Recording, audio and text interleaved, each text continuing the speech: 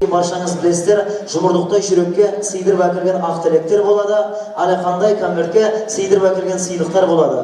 Ендеше бүгінгі тойымыздағы ойымызға, ақ баталарға, игі жақсы ниеттерге, тілектерге, пейілдерге кезек беруге рұқсат етіңіздер. Алдарыңыздағы дәмдеріңізден алып, кекіртеті бар, секіртеті бар, түрлі сусындарыңыздан толтырып құйып отырыңыздар. Біздер тойымыздағы ойымызды, ақ тілектерді бастайық деп отырмыз ағайын.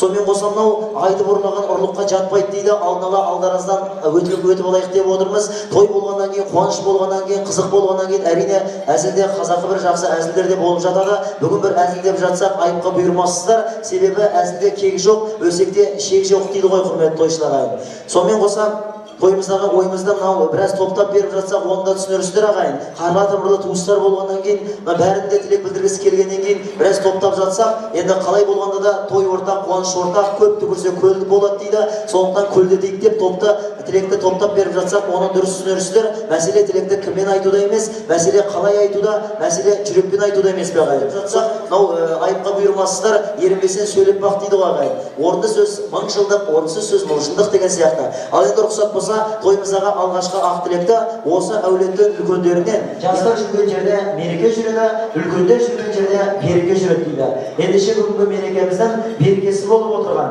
қасиеті мен өсиеті бар дуалауыз алтын құрсақ, көнегөз көнеқұлақ осы әулеттің үлкендері, талғатымыздың аталары, әжелері, үлкен ағайындары мен үлкен апайлары ортаға шығып ақ тілегін бастап берсе деп, ақ тілегін білдірсе деп, ортаға Гүлбикамал әжесін, Иманбек ағасы мен Бақыт апасын, Төген ағасын, Мәнсура тәтесін, сонымен қоса Қарлығаш тәтесін ортаға құрмет мен қошаметпен асабаның алтын ордасына шақырамыз. Біздер микрофон апарып беруге ерінбейміз, дегенмен осындай ұл өсірген жандардан ел жұрт көрсін, танысын, білсін деген ниетпен ортаға шақырамыз.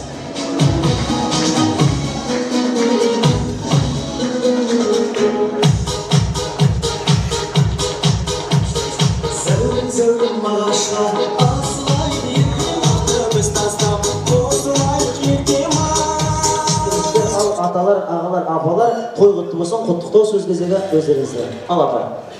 Қонақтар, сәлеметсіздер ме? Келген қонақтар, құдалар, құдағилар, келген қадамдарыңыз құтты болсын, қайырлы болсын, ұзағынан болсын. Балалар бақытты болсын, балаларға ақ жол, қайырлы жол, бақыт болсын, соны тілеймін балаларыма.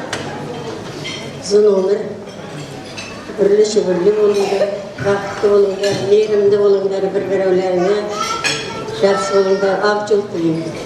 Қадірлі құдағилар, сіздерге бір шағын берейін, қымбатсыздар ма? Құда мың жылдық, күйеу бала 100 жылдық деп бұрынғы замандар айтқан. Мына баладарымыз ақ құдай келіп бізге ұшып келіп қонып отыр. Енді мінекей талғатымыз бір баламыз екеу болып отыр. Біз қуанышты отырмыз. Баладар талғат және бақытты болыңдар. Дендерің сау болсын, тұрған отаударың биік болсын, шаңырақтарың берік болсын, үйдерің жанға толсын, балкондарын етке толсын, әрқашанда жақсылықпен дастархандарың мол болсын, жұмыстарың жемісті болсын, әрқашанда жақсылықпен тек не ойлаған мақсаттарына жетіңдер, бақытты болыңдар, егемендік еліміздің үлгілі семьясы болыңдар. Қадірлі мына құрметті Абдолла, Раушан, сіздерге тілейтінім балаларыңыз бақытты болсын, қайырлы болсын, қуанышты болып отырсыздар. Бәріміз де ортақпыз осы қуанышқа. Жақсылық болсын, тек осылай қызыққа жете берсін, жетпегендері. Алла тағала тек жақсылық берсін, ештеңе құлағына шалынсын, әмин дегізсіндер. Абдолла жаным, Раушан, кеше ғана екеуінің тойының куәсі болып едік. Мінекей сендердің кенжелерің, азаматтарың талғат тойының куәсі болып отырмыз. Енді қадірлі құдалар да жақсы жерден келді деп ойлаймыз. Және талғатпен, Асқатпен Бәтиманы көріп қалдым. Сондықтан құдалар, қадамдарыңыз құтты болып, сіздердің арты сізге, алды бізге, балалардың тек қана бақытына бөленгенін көрейік. Талғат пен Жәния, біздің Раушан менен Абдоллаға тек қана бақыт әкелсін. Қызымыз жоқ деген жоқ, мінекей әп-әдемі алтын қыздарын алақанға салып беріп отырсыңыздар. Сол бұлардың алақандарын жылытып, үйлеріне сән, күй келтіріп, тек қана бақытты семья болуға тілектеспіз. Мына Раушанның көптен күткен қызы жаңа дүниеге келді деп қуанып жатырмыз. Және бақытты болып отыр. Екі жаққа да қызық, қайырлы болсын. Жастардың тек қана бақытын көрейік. Думалар, той болып жатыр екен, үлкен зәулім шақыртқа Раушан, апа, мына Абдолланың үлкен ағалары, көкем, Құнанбай бәрі отыр міне. Сіздерге қуаныштарыңыз, барлықтарыңызға құтты болсын деймін. Жағынан болсын, мына 2 жас міне отау көтеріп жатыр бүгін міне. Қазақстанымыздың жаңа шаңырағы көтеріліп жатыр, үлкен шаңырақ айналсын. Талғат және айналайындар, бақытты болыңдар. Тек қана жақсылықта, қызықта 2 жақтың бірдей ата-аналарына сыйымды болып, айналайындар, бақытты болыңыздар. Өмірде де қол ұстасып, бақытпенен өмір сүріңіздер. Құдалар келіп жатыр екен, міне құдаларға қадамдарыңыз құтты болсын дейміз, қадамдарыңызға гүл бітсін. Осылай құдалықтарыңыз 1000 жылдық болсын. Бұл деген өмірдің өзен деп айтып жатады ғой, міне жаңа үлкен ағайы Алматыдан келген міне айтып жатыр. Осы өткен бір айдан терезесінде ғана үлкен бауырларынан айырылып қалды. Әрине бұның бәрі оңай емес, соның бәрін кешірімді қылып, 2 жастың жолын кеспейміз деп той өткізіп жатыр. Ол азамат деді. Құшағын жайса бүтін Қазақстан сиятын. Жүрегін жайса, жүрегі бүтін еліне жылуы жететін азамат бір күнде жоқ болып кетті. Алла тек иман байлығын берсін, қалған сол азаматтың ғұмырын қалған бауырларына, туыстарына берсін деймін. Осылай қызық әрқашан жалғаса берсін. Айналайындар, бақытты болыңдар, балапандардың қызығын көріңдер. Айналайындар, махаббаттың теңізінде де қалқып, шалқып жүре беріңдер. Бақытты болыңдар. Азды көптей жастарға бір лебізін білдірген едім. Одар жақсылап деген шығар, енді біраз жүрек сөзім бар құдаларға. Құдағилар, сіздер қыздарыңызды бізге беріп, бір баланы 2 балаға отырсыздар. Келген жері біз ойлаймыз өте жақсы. Азаматты өздеріне Талғат інісіне үлгі болады. Өдірді үлкен семья бір балалы болып отыр. Әке шешесі сіздерді білесіздер. Ал енді сіздер құдадар түгелдеріңізді жүздеріңізден танимын енді. Бір жерде кездесе амандасып сәлеміз дос болып. 1000 жылдық болғасын араласып қабысып отырамыз. Сол қабысып қабысқан үшін сіздер осы қабысуға осы достан ең жақсылап көтеріп алып көріңіздер. Көңіл күйлеріңіз жақсы болсын. Балалар бақытты болсын, сол бақыт үшін алып көріңіздер. Әркелді ағалар тілектеріңіз қабыл болсын, енді жақсы сөз жарымыз дейді. Сіздер ұл-қыздарыңызға тілек айттыңыздар, мен сіздерге тілек айтайын. Ағатай биіктігі қыран ерсін, апалардың тектілігіне куәгерсін. Ағалар мен апалардың жақсы істері Талғат пен Жәнияға мұра болсын. Ұрпақтарыңыз жауларын алдына сап, құмалағы түскенше қуа берсін. Келіндеріңіз бір баламен тоқтап қалмай, жыл сайын туа берсін. Әжелер алақаны ойылғанша жаялық туа, той күні жағырамыз апалар, ағалар. Қалай.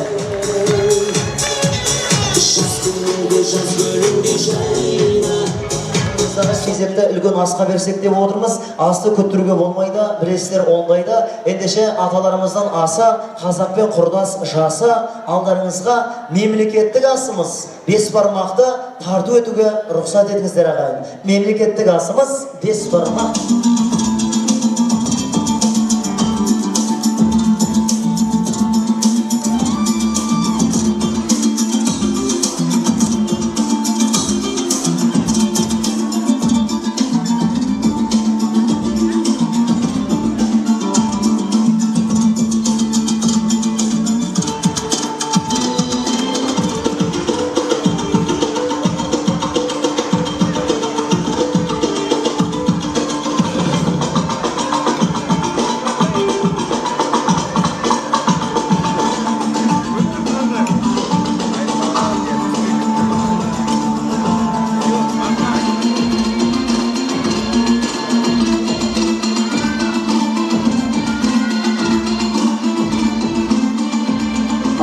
баягы татып отырыңыздар.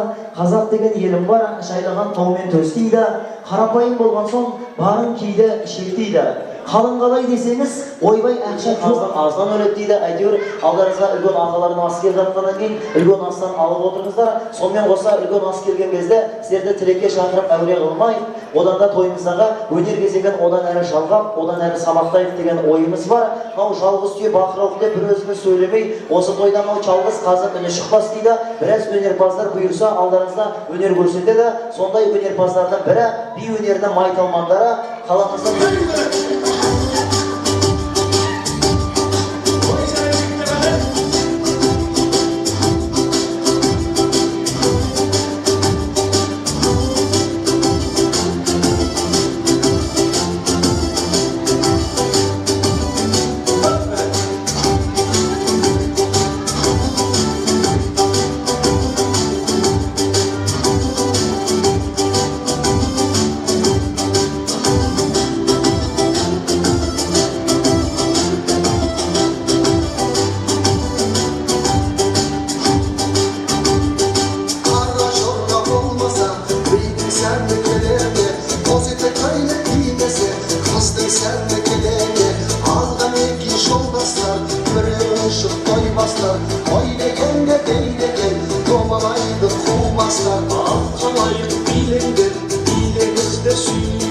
Basınızda şaptanın, kara jorga bilinir.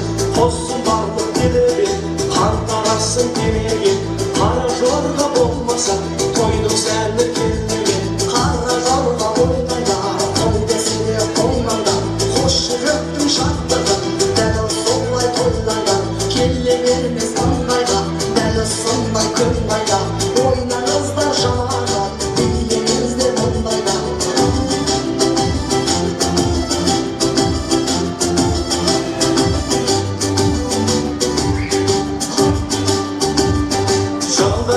Şartlarım, canlarından ot canım.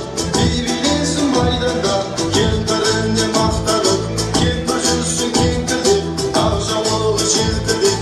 Şartlarına kızgısın, bir bilesin çildirdim. Dileceğim bir dileğim, buna koydum dileğim. Ağalardan kalayda, berberi güçlüğüm. Salavatta ağası, azamattın sarası. Dilep şapkan salkılda, kelçeklerge karaşı. Bile bile şehittir, janıp durgan ümittir. Şıkkanınsa toktama, mangayından unuttir. Bile kızlar kurattır, sayı sayran kurattır. Sallasındır ot sizin, süreklerdi surattır.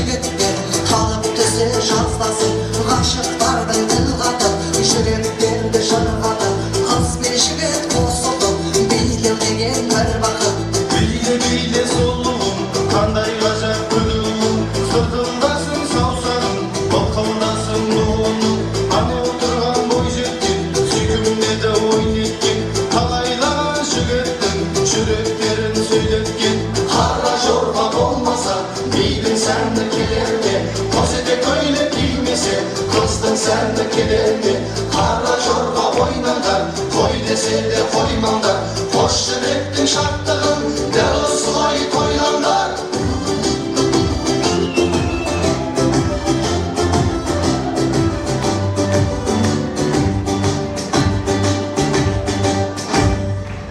Ay var бәрекелді, көп рахмет қалған жорғашыларымызға. Беш бармақ жесе ғой деп айтқан екен дейді. Көрдіңіздер ма? Енді етке байланысты ондай әңгімелеріміз көп. Мысалы үшін біздің Талғат пен Жәния сияқты тәрбиелі отбасынан шыққан ұялшақ қазақтың қызы мен жігіті танысып тұр дейді. Екеуі енді ұялшақ болғаннан кейін әрине білесіздер, әңгімелері жараспай, жарты сағаттай үндемей тұрып, жарты сағаттан кейін анау жігіттің қызға өзінше әңгіме айтқан түрі дейді. Қарындас, сіздер биыл соғым сойдыңыздар ма деп айтқан екен дейді. Көрдіңіздер ме ағайын, махаббаттың өзін ет арқылы білдіріп жататын кез болады. Енді бізге қаншалықты жақын екендігін айтып жатқанымыз ғой. Енді рұқсат болса, үлкен асқа орай келген, үлкен ақ тілектің ретін легін одан әрі жалғап мен берейін, 1000 жылдық емес, миллион жылдық құдаларға деп, осы шаңырақтың жаңа жандар ал, миллион жылдық аруағы бар, ізеті де бар, құрметі де бар, құрметті, құдіретті құда-құдағилары, Жәния келіміздің туған туысқандары, яғни Жәниямызды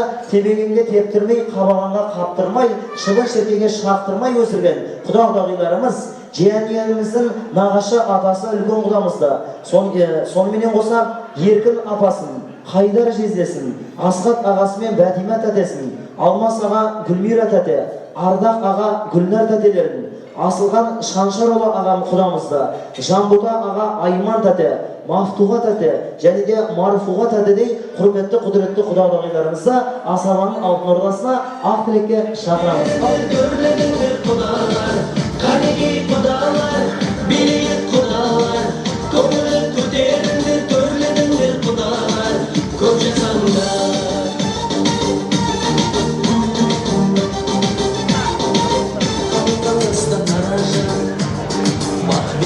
Ай, бәрекелді тамаша, қош келіпсіздер. Бүгінгі менің немере қызым енді Жәния, оның ардақ.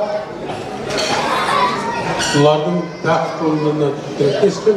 Өмір жастары ұзақ болсын, әке-шешелері туған болсын. істеген жұмыстары, қызметтері жемісті болсын. Аллаға шүкір, бұларға ұзағынан өмір берсін, бақытты болсын. Ата-аналары, туған туысқандары бәріне де айтатын туған туысқандары бақытты болсын. Жақсы өмір сүруге тілектеспін. Сол үшін бақытты болыңдар, аман болыңдар.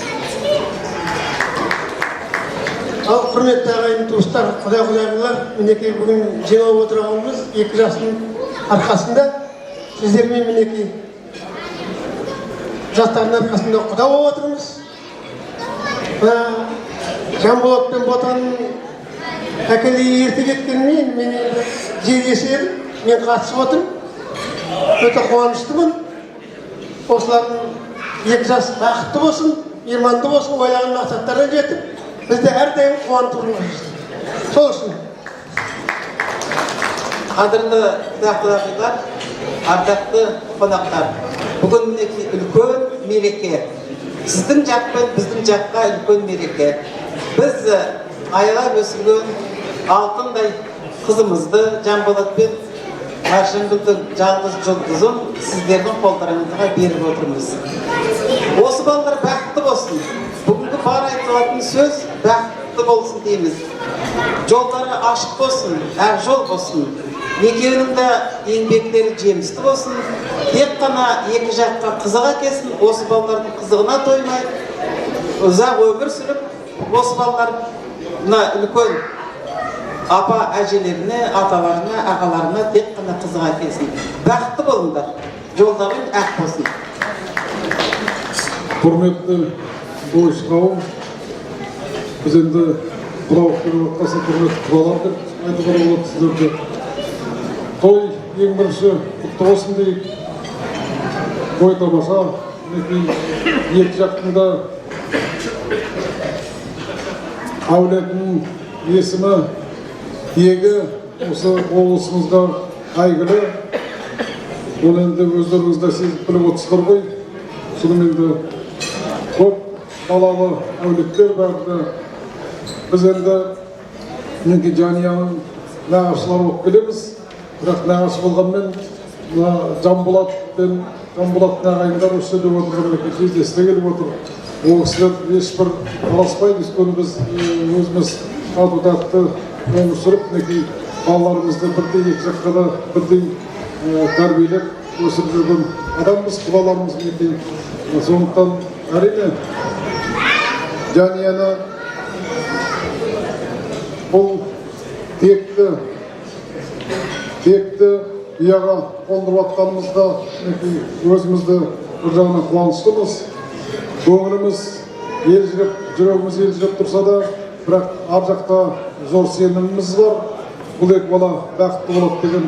Өйткені екі жақтағы мінекей туысқандарына, ағаларына, апаларына, тәтелеріне бәріне қарап өнеге алады деп есептейміз. Бұл әрқашанда жолдарың болсын, айналайын. Жолдарың ашық болсын, ақ болсын, әрқашанда өрде болсын, өздерің орындарың өрде болсын, әрқашанда бастарыңа бақ болып, астарыңда бақ болсын, әрқашанда жорыққанда жолдарың болып, қыдырата қолдап жүрсін. Дұшпандарың әрқашанда табан астарыңда болып, достарың қастарыңда болсын. Бізді әрдайым қуантып, бірін-бірін қызық әкеліп, үгірлі-шүгірлі болыңыздар.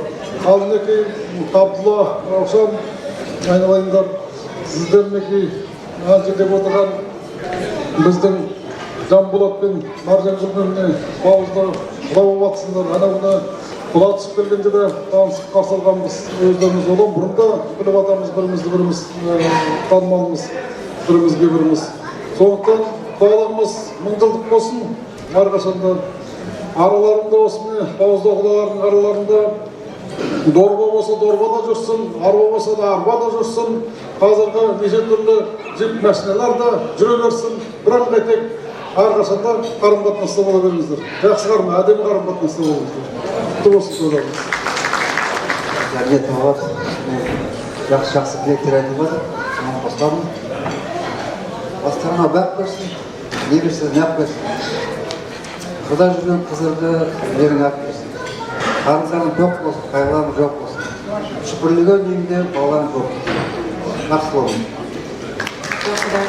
Бүгін сіздің үйлеріңізде осындай мереке той болып жатыр. Қайырлы болсын, жағынан болсын дейін. Өздеріңізге дендеріңіз сау болып, аман болыңыздар. Ал енді Талғат Жәния, сіздерге мен тілейтін енді бақыттар айтып тұр, бақытты болыңдар.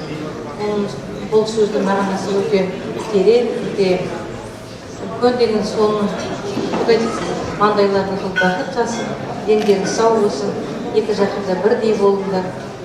Сол тілеген тілектерін кете беріңіздер. Ал құрметті құда-құдағилар, тойларыңыз құтты болсын.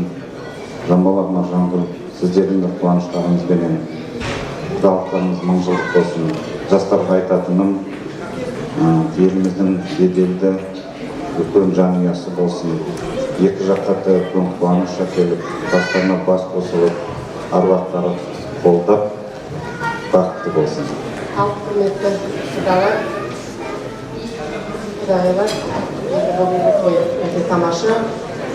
Екі жаққа да, екі жасқа бақыт, өтір махаббат, астандарың ашық болсын, босағаларың берік болсын, дастархандан қонақтарың білмесін. Бақытты болсын. Құрметті құдалар, мінекей неке тыйылды. Бүгіннен бастап біз ресми түрде 1000 жылдық құда болдық. Енді жаңа Асекең айтпақшы, көп жылдан бері сіздердің әулеттеріңізді мен өте жақсы білемін. Өткен жылы екі баста тойда өзім айтқанымда, өзімнің қуанышымды сіздермен бөлісіп, енді және жаным айтарым, толған ұяң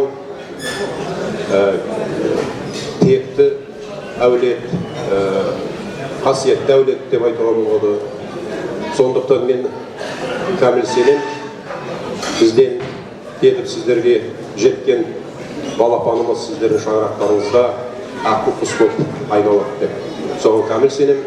Ендеше Талғат пен Жәнияның мінекей екі жүрегін қосқан мөлдір махаббаттары мәңгілік болсын деп біледі. Тойға болса берсін құдалар, осындай жағдайларда, жақсы сәттерде бастарымыз қосылып, 1000 жылдық құдалығымызды ешқашан ұмытпай, ойнап күліп жүре берейік. құрметті қауым, бүгін біз үлкен осындай өте әдемі мерейтойда отырмыз. Жастарға тілейтінімді ол тек қана денсаулық, ұзақ өмір, сіздерге Таба, Раушан, Маржангүл, Жанболат, барлықтарыңызға бақыт тілеймін, ұзақ өмір, балаларына жетеңдірейік. Құрметпен қошеметпен той төріне шақырамыз өздеріңізді. Құда-құдағилар, құда-шалалар, құда-балалар. Ал және келіп. Құда-құдағилар той төріне шақырамыз.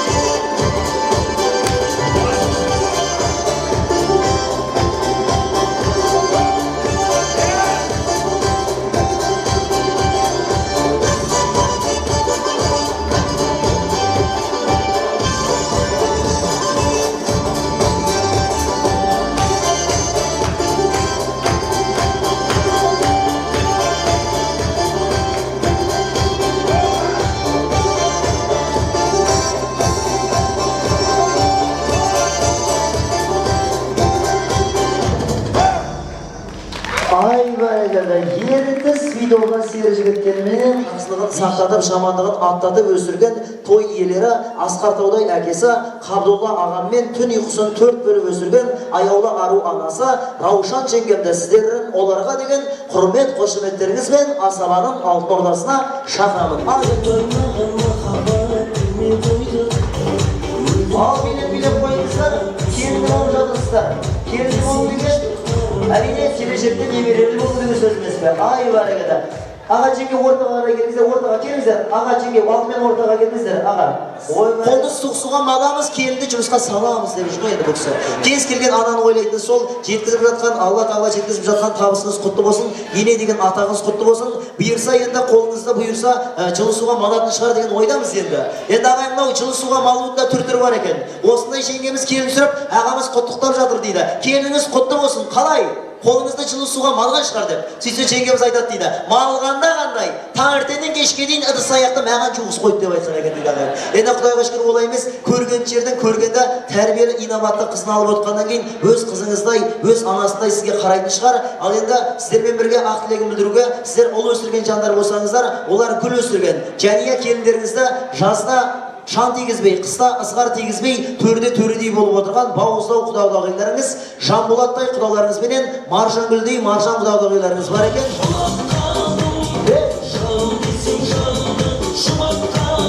Ал келеді бауыздаудар құда-құдағиларыңыз, бауыздау құда-құдағиларыңызды. Қыз бергеннің насы бар дейді қазақ. Ол шикінім айна. Рахмет. Қайсы кімнің әйел шатасып кетті қойыз. Төртеулері де жас екен, төртеулері де сұлу екен, сондықтан айтып жатқанымыз ғой. Ал құдалықтарыңыз мың жылдық болсын, той құтты болсын, Құдеке, қыз бергеннің насы. Осы жиналып жатқан себеп Талғатжан мен және бақытты болыңдар. Осындай құрып жатқан шаңырақтар биік болсын, босағасы берік болсын. Үй жанға, дала малға. Сендерге тілейтін ақ жол түзу болсын. Осы айтып жатқан ақ тілектерге періште құлағына шалынсын. Құда-құдағи жолдарың қайырлы болсын.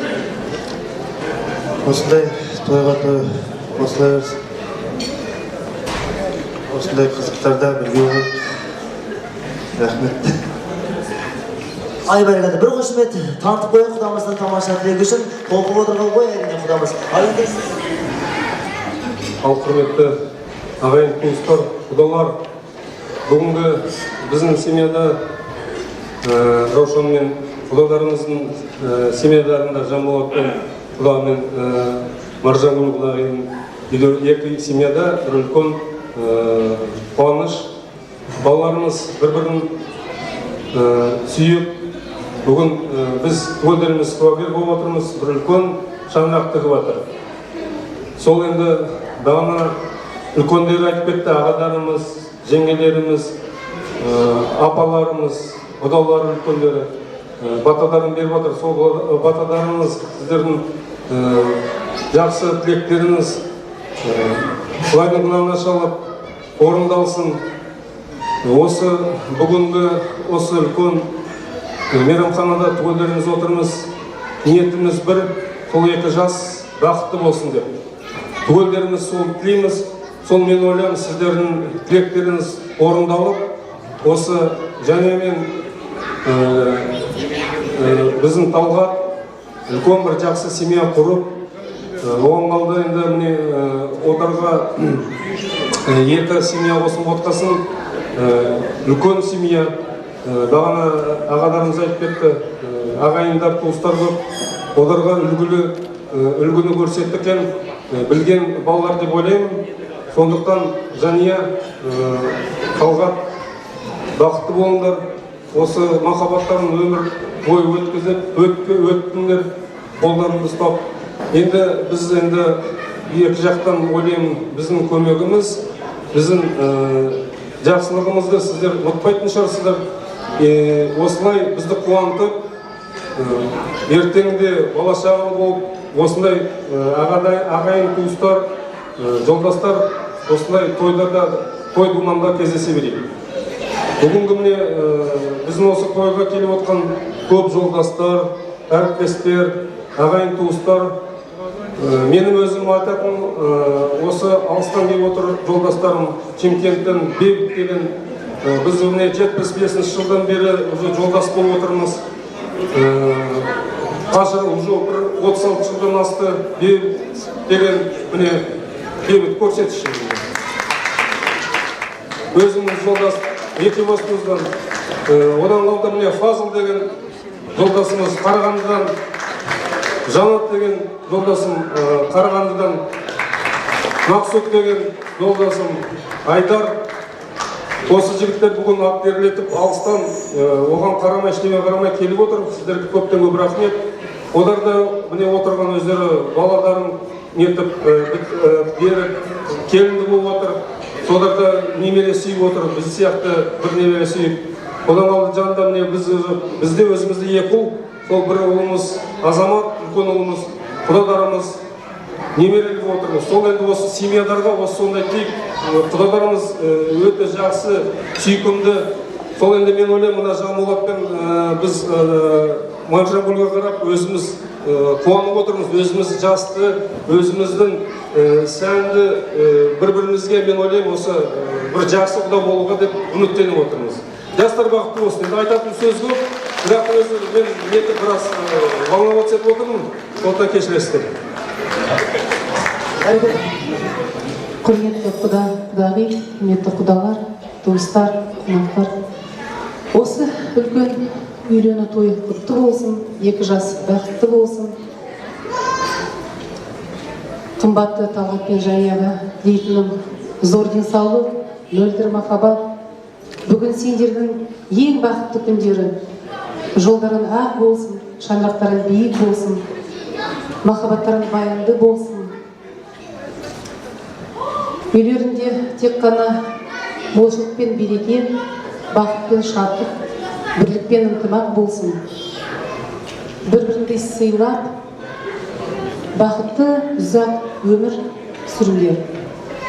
Ата-аналарды сыйлап, үлгілі семья болыңдар, бақытты болыңдар.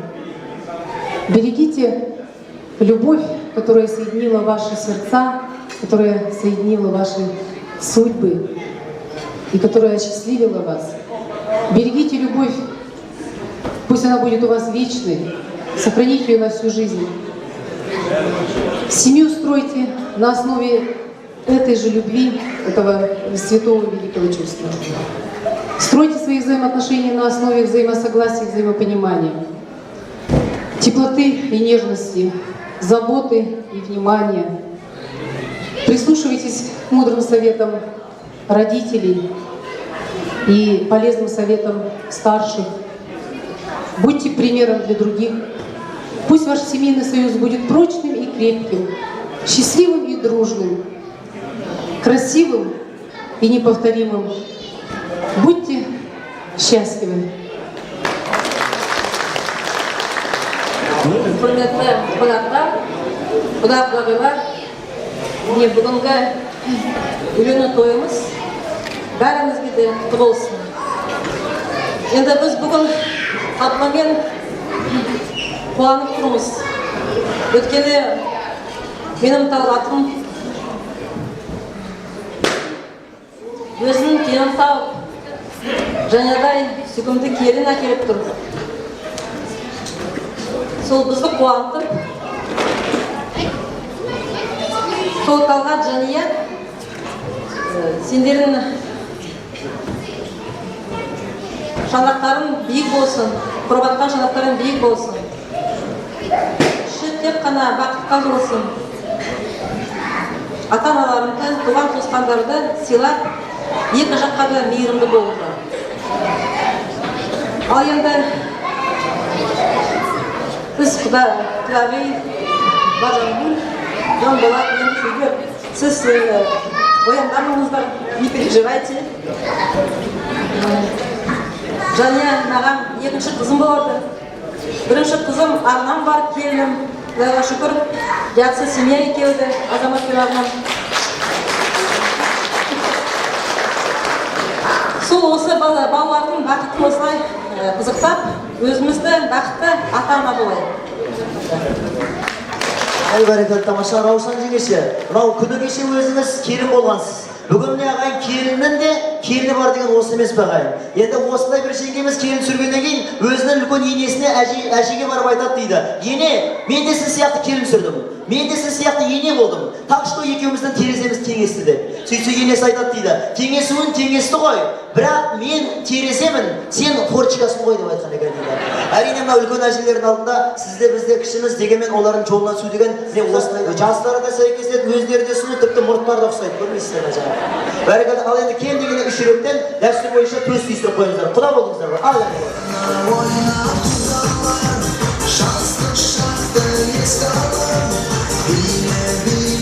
ой демейсіздер, ай бәрекелді. Шіркін-ай, Қабдолла ағамның тұрқын-ай, шіркін-ай, Қабдолла ағамның мұртын-ай, әрбір талы шырпыдай, қанша қыздың ерні тиді, оны білет бір құдай. Сүйіп қойыңыздар бір-біріңізді.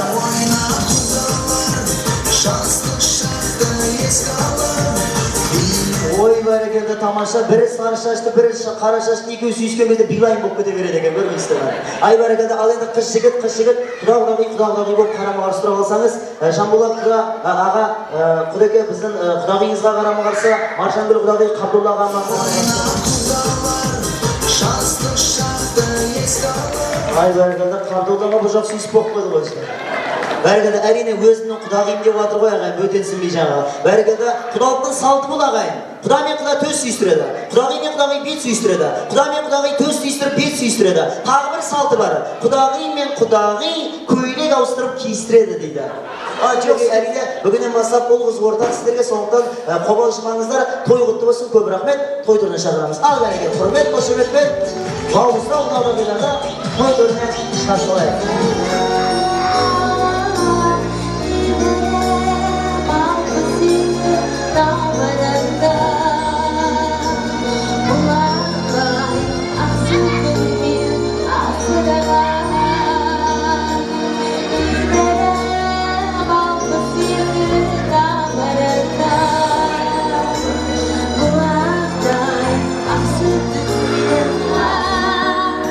Язык сушу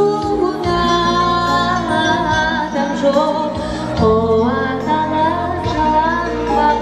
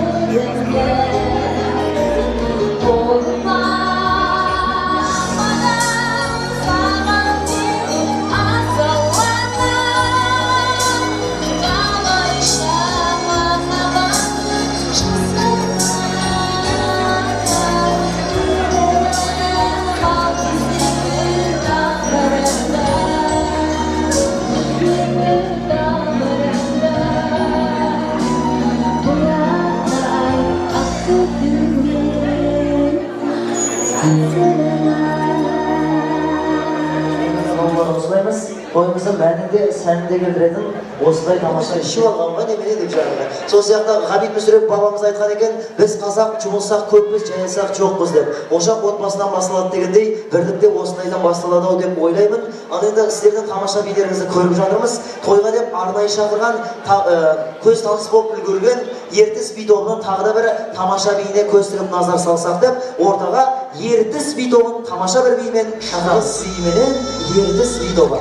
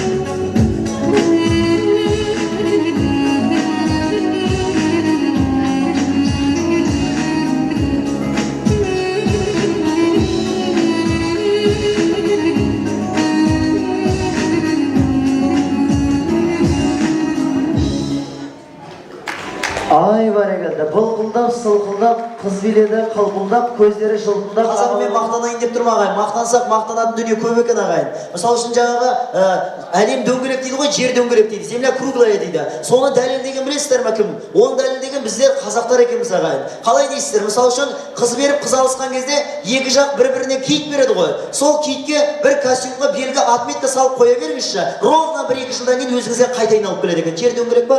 Жер дөңгелек, көрдіңіздер ме? Сол сияқты енді мақтанатын дүние көп. Бірде мен жаңаға досыма Вася деген бір досыма мақтанып жатырмын. Бізде Байқоңыр бар. Байқоңыр арқылы бүкіл әлем космосқа біздің Қазақстан арқылы ұшып жатыр деп. Сөйтсе Вася деген досым айтады, "Ой, Байқоңырда қызығын біз көріп отырмыз. Қайсың бар космосқа ұшқан?" дейді. Сосын мен айттым, "Неге жоқ? Тоқтар Әубәкіров бар" дедім. Сосын ол айтады, "Ой, Тоқтар Әубәкіров бірінші ұшқан жоқ, бірінші біз ұшқанбыз, бірінші Юрий Гагарин ұшқан" дейді. Сосын намысыма тиіп кетті, мен айттым, "Сен де өтірік айтпа" дедім. Ол да бірінші ұшқан жоқ. Оған дейін белка мен стрелка ит ұшты дедім жаңаға. Сосын ол айтады, "Біз ақымақ емеспіз" дейді. "Біз бірінші иттерді ұшырып тексеріп алдық" дейді. "Анда ұшуға бола ма, болмай ма" деп. Сосын мен айттым, "Біз де ақымақ емеспіз. Біз бірінші Гагарин ұшырып тексеріп алдық" дедім. "Ұшуға бола ма, болмай ма" деп. Сөйтіп жаңағы мақтанған жағдайым болды. Ал енді келесі құттықтау сөз кезегі осындай Талғаттай бауырымыз бар деп мақтанып жүретін алтын тоны шағасындай ағалары менен жеңгелері өз ағасын ағалай алмағандар аға Майра дәде, Күлбара апа, Аманжол аға Баян дәде, Күләш апа, Мақсұт аға Кенже дәде, Раушан дәде, Ғомар аға Гүлжан дәде, Абай Айсұлудай туысқандары.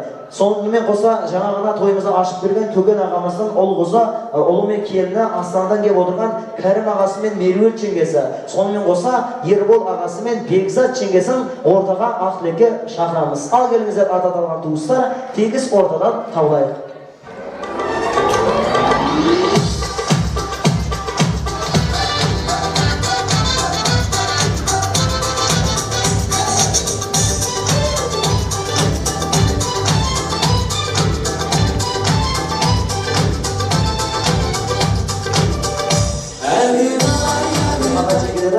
Есімдеріңізді дұрыс атадым ғой, шатастырған жоқпын ғой. Әйтпесе өз ағай мен мынау көп кісіні атын атап ортаға шақырғанда қорқып отырамын.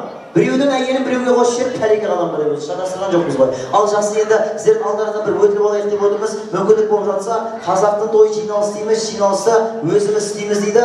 Сондықтан тілектеріңіз қысқадан нұсқа болса. Бәрекелді, тамаша. Сондай ағайын дара тұлғаларда даралап шақырамыз деп бір өзі 10 адам 20 адамға татитын біздің Талғатымыздың ағасы әлде бауырыма Алдиярдай ұлдарыңызды құрмет қошеметпен ортаға шақырам ағайын. Дара тұлғаларды даралап шақырамыз. Алдияр. Мінеке бауыры, бауыры кеп қалған екен ғой. Бәрекелді, тамаша. Ағасы мен жеңгесіне тілек айтамын деп кеп отқан бауыры. Ал енді сіздерден бір қиын сұрайтынымыз, қазақтың той жиналысы дейміз, жиналысын өзіміз істейміз. Мүмкіндік болса, бір жанұядан бір адамнан сөйлесеңіздер жақсы болар еді, рұқсат болса егер. Ал жақсы, қайсыларыңыздан бастаймыз кәне? Құрметті қалай кеш жарық бағанадан бері тілек айтып отыр, тілек көп болмайды, бірақ қалада бағанадан бері айтып отыр, қысқа енді мен Төлеген ағам айтқаннан кейін мен қысқалайды. Және Талғат Төлеген шаңырақ жобасында шаңырақтарым биік болсын, босануларым берік болсын, бақыт болыңдар. Бақыт болыңдар, бақыт болыңдар.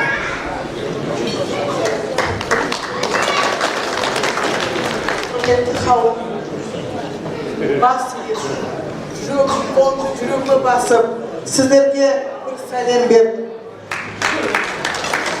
Айналайын Талғат, айналайын Жәния. Бүгін сіз осындай жақсы күнде бірінші қасиетті жерді мешітте табалдырығын аттап некеледіңіздер. Ол қайырлы болсын сіздерге. Екінші, үкіметтің сарайында барып ЗАГСқа отырдыңдар. Бір үлгілі семья аталып, соның үлгі документін алдыңдар. Ол да қайырлы болсын сіздерге.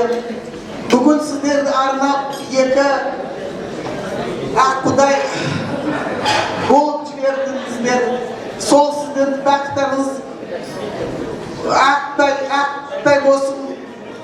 Алла тағала қанатын жайып, жақсылыққа жорысын. Осы отырған қауымдарға жақсылық тілеймін. не берсе Алла Тағала жастарға бақытты молшылығымен берсін. Құрметті қауым, құрметті құдағайлар, бүгін Қабдолланың Раушан тойында отырсыздар. Талғат, Жания, много добрых было сказано, хороших, добрых, полезных, красивых слов. Я хочу пожелать одно, Талгат, что есть у нас фамильная честь. Сегодня в ресторане «Ты» собрались две большие, значимые, хорошие семьи Суланкулов, Кузековых. И вот с этой и с другой стороны пожелали доброго, хорошего. Я хочу, чтобы ты был примером. Есть на кого посмотреть, с кого взять пример. Приехали сегодня со всего Казахстана. Это так оно есть. С одной целью – посмотреть, поздравить родителей, вам пожелать. И вот все это, что вам сказали, сбылось. Будьте всегда счастливы, богаты. Всем родным, близким, друзьям, родственникам, которые пришли, хочу пожелать, чтобы всегда было добро, было счастье, благополучие в каждом доме. И вот этот хороший дастархан, который вот мы делаем от души, от сердца, чтобы в каждом доме рахмет.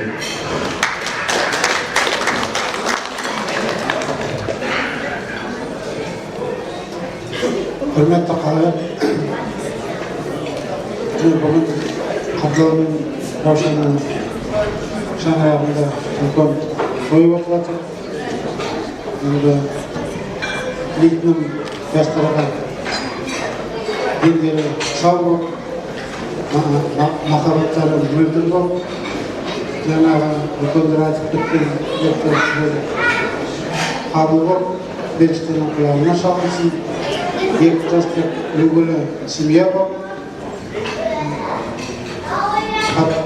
Қабдолла мен Раушан енді тілеген арманын ақтап, зөкой семья болсын. Соған біз тілектеспіз. Қабдолла Раушан, құдағайлар, қайырлы болсын, екі жасы бақытты болсын. Талғат Жания, тұрған тойда қайырлы болсын. Бақытты болыңдар, шаңырақтарың биік болсын, босағандарың берік болсын, жолдарың ақ болсын, екі жақтан аталығын сыйлау өтіңдер.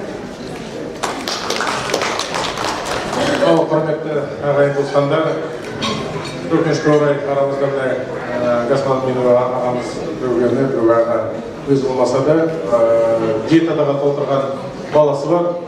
Алдиярымыз сол Алдияр Талғат пен Жанияға өзінің тілегін білдіремін дейді. Осы үлкен семьясына. Жания, поздравляю тебя бракосочетание, желаю вам счастья, здоровья, чтобы у вас все было хорошо.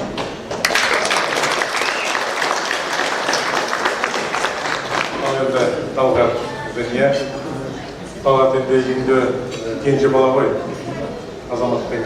Өзі кенже болғасын, біз бірталай общество кенже есть. Мы создали из Павлодарской области. Кенже болған адамдарды кешке жиналып, біз кенже еміз деп бәріміз жиналамыз. Сол енді Абдурман Кутия как любили, как младшего, теперь будет любить мою супругу. Она тоже младшая семья. Значит, там единственное, у вас сейчас, как младшего сына, как наследника, значит, семьи, Кабдуллы и Раушан, значит, я думаю, что вы их не подведете. Будете любить, значит, родственников, как с той стороны, как со своей стороны, так и семью Суланкуловых.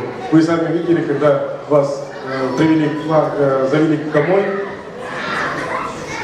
Кабдулла мен Раушанның начали представлять там, минут 15 представляли, это он, это он, это он. Значит, на сегодняшний день, видите, когда с вашей стороны свадьба была, значит, представляли, потом, когда вас заводили, представляли всех, И сегодня еще раз, значит, есть возможность запомнить всех родственников в лицо. Поэтому, кто бы ни приходил к вам в квартиру, постучался, здравствуйте, здравствуйте, заходите, потому что это родственник, значит. Так что давайте, сегодня я думаю, что, значит, это будет прекрасная, красивая семья. Енді жүзге келсін, арамызда жүрген міне әжелеріміздің жолын берсін. Значит, немерелер шөберлі болыңдар. Ертең немере деп соған жағдай келсін. Рахмет.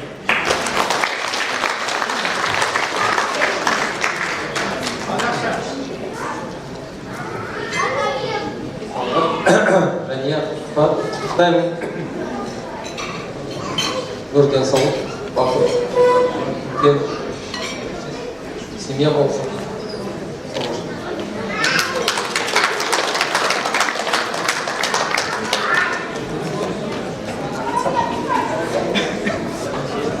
Құрметті қабылдар, Раушан, бұлымен сіздің ойларыңыз сәйкес болсын, балаларыңыздың азамат болсын. Талғат, Жәния, я вас сильно поздравляю с днем бракосочетания. Желаю вам счастья, здоровья, чтобы вы всегда были такие красивые, как сегодня. Удачи. Құрметті қонақтар, дағалар, туыстар, прошу бұғынанда, ұсынарылған мерханда бүгін осындай той. Талғат пен Жәния сіздерге тоймен құттықтаймын. Біріншіден зор денсаулық, мол бақыт. Енді жақсы семья болыңдар. Сендерге зор денсаулық, ешқашан ауырмаңыз. Әкесі мен шешесін тыңдап, сол туыстарға сол тойдың көп рахмет, осылай келіп бүгін осылай біздің жақсы тойды өткізіп бірге. Енді ағатай мен тәтеге дейін ешқашан ауырмаңыз. Енді немере шөбере көріңіздер. Енді той жақсы өтіп жатыр, той жақсы. Сонда сізге де денсаулық, жеміс болсын ағатай. Самое главное сол азамат мен Талғат үлкен азамат болсын, сіздің өкшісіз болсын. Сол Талғаттың Жәниясының тойға сол үшін алып қойып. Бәркелді болмақпа көп рахмет тілектеріңізге, тілектеріңіз қабыл болсын. Ал енді той болғаннан кейін ешіп жүр міндетті емес, тойымыздан сәні келтіретін сіздер мен біздер ғой. Не істейміз? Өздеріңіз билейсіздер ма, әлде милиция шақырайындар?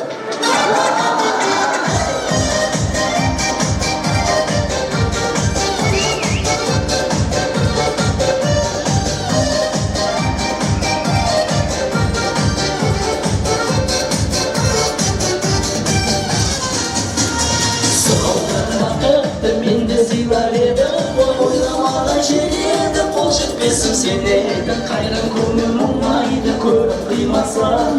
Оғыл болсын ұшақты, қызың болсын ұшақты, енді көңіл тек саған бақыт сыйласын.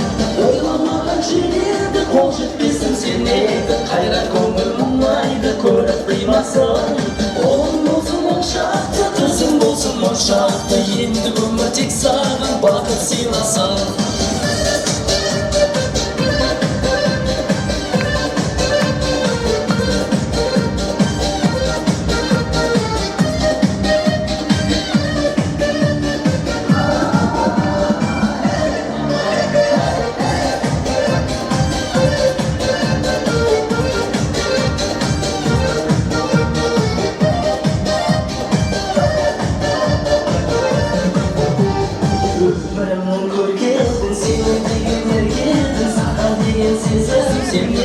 Қайран көңіл мұңайды көріп қимасан.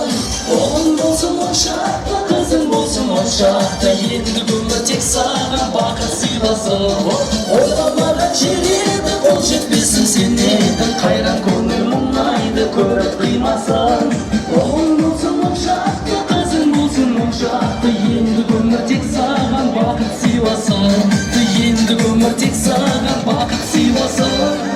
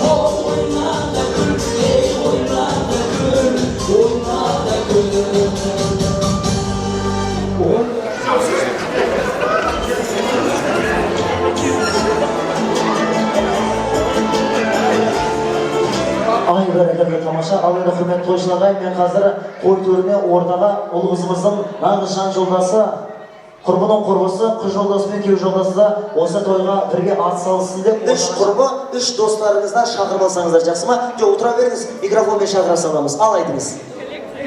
Тахоня, Тахмина. Тахмина, тағы екі. Рашид. Жоқ, сізге қыз, сіз үш қыз шақырыңыз. Үш қарындас шықсын шу ортаға. Келіңіз мына жаққа. Қыздар, келіңіздер. Қайдар емес, тегін емес, келіңіздер. Сіздер шағып адыр. Ай, бәрекелді, тамаша. А вы что, поругали, что ли? Что так далеко стоите друг от друга? Америка мен Ирак ұқсап тұрсыздар ғой. Ол жақсы жақындырақ. Рашид, Мақсұт, Ривал ғой деп үшіншісі. Үш ер азамат, кез келген бір ер азамат. Ол жігіттер болмаса, басқа бір үш ағамыз шыға қалса ортаға. Ешқандай қиындық жоқ. Бұл арада ер азамат, әйел азамат арасындағы ойын болайын деп тұр. Мінеке кел жатыр. Келіңіз. Тағы да бір досымыз кел жатыр. Келіңіз, ана жігітіміз. Келіңіз. Бізді Алла тағала жаратқан кезде аспан менен жер, күн менен ай, от менен су, әйел мен еркек қылып жаратқан екен. Содан бітпейтін дау, мынау екі жыныстың арасында дау бітпей жатыр. Кім ақылдырақ деген? Әйел жынысы ақылды ма, жоқ ерлер жынысы ақылды ма деген. Сол дауды қазір шешіп алсақ деп отырмыз. Сіздерге сұрақ қоямыз, сұраққа қоятын жауаптарыңыз арқылы кімнің логикасы, IQ дейді, кругозор, ерлердің ба, жоқ әйел затының ба, кругозор жақсы, соны тексереміз. С того времени, как породилась Вселенная, всех мучает вопрос, какой пол умнее, женский пол или мужской пол. Мы сейчас это определим с помощью вопросов. Все по-честному. 4 вопроса вам, 4 вопроса вам. Нет, 4 парня хватит, один лишний нельзя. Оба, бәрекелді тамаша. Судя по ответам, будем определять, у кого логика хорошая, женская или мужская. Жасма, все по-честному. Ал сонымен дайын болсаңыздар, сұрақтарымызды қазір бастаймыз. Ер азаматтар ерлерге, әйел азаматтар қыздарға шапалақпен бір аванс жасап қоюға болады. Бәрекелді, қыздың жолы жіңішке, қыздардан бастайық. Начнем с женского пола. Алғашқы сұрағымыз, первый вопрос. Дмитрий Иванович Менделеевтің периодтық жүйесіндегі нөмірі 40-шы элементтің аты қандай? Как называется номер 40-й элемент в периодической системе Дмитрия Ивановича Менделеева? Феррум, неправильно. Цирконий, 0 деп есептейміз, 0 засчитаем. Жақсы, в общем, не отгадали. Табалмадыңыз 0 засчитали. Ал енді ер азаматтарға қоятын сұрағымыз. Вопрос для мужского пола. 100 жылдық соғыс қанша жылға созылды? Сколько же лет длилась столетняя война? 100 лет. 100 лет, правильно, дұрыс. Ай, бәрекелді, тамаша, дұрыс. В общем, ер азаматтар тауып бітті, бірден өл болып тұрмыз. Видите, мужская логика сильнее. Сразу, даже не думаю, сразу отвечаю. Ал енді қыздарға қоятын сұрағымыз. Келесі сұрағымыз, следующий вопрос для женского пола. Колумбиялық жазушы Габриэль Гарсия Маркес қай жылы Нобель сыйлығын алды? В каком году колумбийский писатель Габриэль Гарсия Маркес получил Нобелевскую премию? И она у Гарсия шалдың баласы жаңағы. В каком году? Қай жылы? 845. Дұрыс емес, неправильно. 1982-1982. 0 деп есептейміз. Бәрекелді, не угадали, табалмадыңыздар. Ал енді ер азаматтарға қоятын екінші сұрағымыз. Второй вопрос для мужского пола. Алпамыс батыр эпосындағы басты кейіпкердің аты кім? Как же звали главного героя в эпосе Алпамыс батыр? Алпамыс, правильно, дұрыс. Ай, бәрекелді, тамаша, сонымен ағайын, какая боль, мужской пол, женский пол 2-0 болып тұрмыз. Ер азаматтар әзірге жеп тұр. Айтып қой, ерлер мықтымыз деп біздер. Сонымен 2-0. Ал енді қыздарға қоятын үшінші сұрағымыз. Третий вопрос для женского пола. Татьянаға хатты жазған кім? Кто написал письмо Татьяне? Евгений. Неправильно, Пушкин сам написал. Бәрекелді, Пушкин ғой жазған. Пушкин же на самом деле и от имени Татьяны, и от имени Онегина Пушкин же писал. Сонымен 0 деп засчитали 0. Ал енді ер азаматтарға қоятын үшінші сұрағымыз. Третий вопрос для мужского пола. Али Баба және 40 қарақшы деген ертегіні білесіздер ма? Все, наверное, знаете сказку про Али Баба и 40 разбойников. Да, знаете, слышали? Теперь вопрос. Так сколько же разбойников в этой сказке? 40, дұрыс, правильно. Ай, бәрекелді тамаша, сонымен 3-0, 3-0. Побеждает мужская команда әзірге. Ал енді қыздарға қоятын ең соңғы сұрағымыз, самый последний вопрос для женского пола. Менің анамның әкесі, отец моей мамы.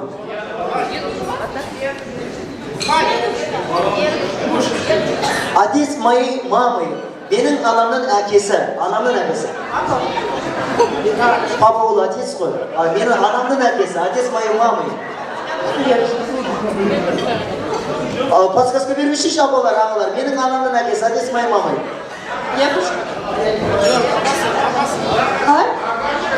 Нағашы ата. Шахбан деген кісі, танымайсыз. Ай бәрекелді, в общем, таба алмадыңыз. Мені атам танымайды екен ғой бұл кісі. В общем, нағашы адам таба алмадыңыз. Ал енді ер азаматтарға қоятын ең соңғы сұрағымыз, самый последний вопрос для мужского пола. Айгүл Маратовнаның әкесінің аты кім? Как зовут отца Айгүл Маратовны? Марат, правильно! Ай, бәрекелді, тамаша, сонымен 4-0 болдық ағайын. Но енді нельзя говориться, наверное, мужчина голова, женщина шея деп жаңаға. Енді ер азаматтар жеңіп кетті. Бір ағамыз ылғи айтады дейді, еркек бас, әйел мойы, мужчина голова, женщина шея деп. Содан сұрап жатыр дейді, ладно, мужчина голова, женщина шея, а теща, ене кім деп. Сонда айтады дейді, мужчина голова, женщина шея, теща остеохондроз деп айтқан дейді. Әрине әсілеп айтамыз ағайын. Бұл өмірде әрқалай бұл ойында жігіттер жеңіп кетті, в этой игре победили мужчины, в жизни же по-разному. Где-то женский пол побеждает, где-то мужской пол. Қойдан толықтай бір сыйлық сыйлауға рұқсат етіңіздер. Аз да болса көптей көріңіздер. Не дегенді? Подарок скромный. Пускай вам Бог даст. А у нас что есть? У нас ничего нету. Рахмет, той тоже шағырам. Спасибо. Ал жайға сағылыңыздар. Отыра беріңіздер. Можете садиться.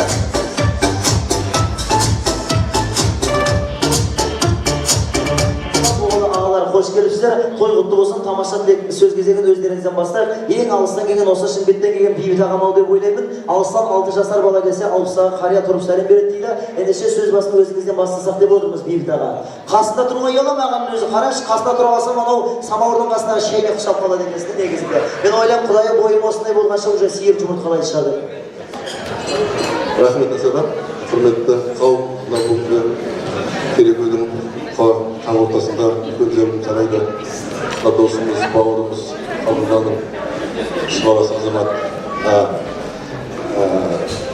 Талғат мемлекет орталығы сыбайлас азаматтың қойылында келіп кеткен мен бар еді, сондықтан айтқан алақанына ақ қолын қондырып, осынша қауіпті жинап, барлықтарыңыз, туғандарыңызда осы үлкен тойды есінде қалатындай төрге оның үстінде сахнаға шығып отырғандарын талғат дайындайын. Бұл сендерге деген бүкіл осында отырған ағайын бауыр, туысқан құдаларым, туыстарым, жолдастарым сендерге деген құрметі. Себебі осы естелігіңізде қалсын. Бүгінгі алғашқы өмірлік әлем ағашы қадам асып отқандарыңыз әрдайым естілік болсын деп болу керек. Әлемді мынау құдалар айтатын болсам, көшеге шыққандарыңыз құтты болсын. Бұның алдында да олардың өзінің құдалары бар. Ол кісілерге айтатын генерал болғандарыңыз құтты болсын. Үлкен бір саты жоғарыдадыңыздар. Құдай сол генералдықтан айырмасын. Ағайын бауырларда осыны айтатынымыз, мынау үйге түскен келіндеріңіз құтты болсын, қадамы оң болсын деймін. Бауырым қабылдар Аушан, әшекеден ата-ананың атамыздың көзін көрдік уақытысында үйде болдың дәм алдық. Ол уақытта сен де мен де бойлақ тұғымыз, үлкен шаңырақ болып құрып, ғасырда содан мінеке қазір көшікте өтсіздер, ұлдарымызды өсіріп, сонағында аяқтандырып атсыздар. Бұларымдеке өздеріне алда жаңа құрдас құдаларыңыз, құрдас туатыр, қатарсыздар, бай осы екі ұл мен қыз қол ұстасып бүгін қалай кірген болса, өмірлігін ары-қарап сол қол ұстасқан күйінде жүзге жетсін деп жатырмыз. Ал енді мына құдалық 10 жыл деп жатыр. Сендерге айтатыным ол, ана осы деп айтқанда айтпасыз, 10 жылдықта осы кісілер жету үшін Құдай өздерінің жұптарыңыз жазбасын. Ауырғанда да, сырқаттағанда да, қуанышта да, қыста да, жазда да еді ғой. Әрдайым алдарыңызда мынау апаларым, мамаларым жүрсін.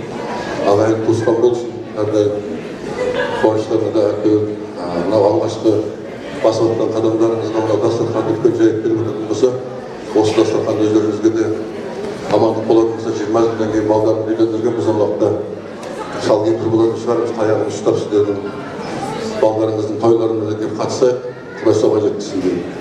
Ақ жол әрдайым бақытты болыңдар.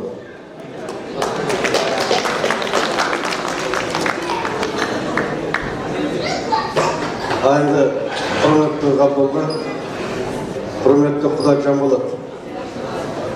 Екеумізге айтайын, әйелдер енді ренжімес.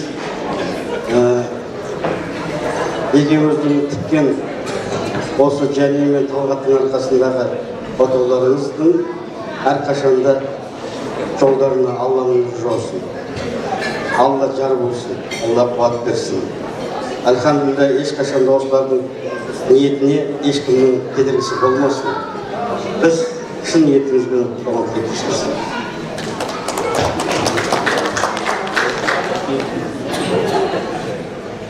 Ассалаумағалейкум, қадірменді қонақтар. Бүгін біз серіктеп отырмыз тағы жаңа отбасы болып жатқанына.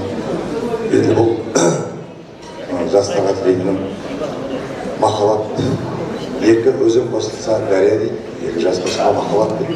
Сол дарияның өзектері көп болсын, тартылмасын, майларында жақсы адамдар бірге болсын, жолдас болсын. Алдына Қабдолла мен Раушанға тілейтінім сіздердің отбасыңызда көп балалар болсын.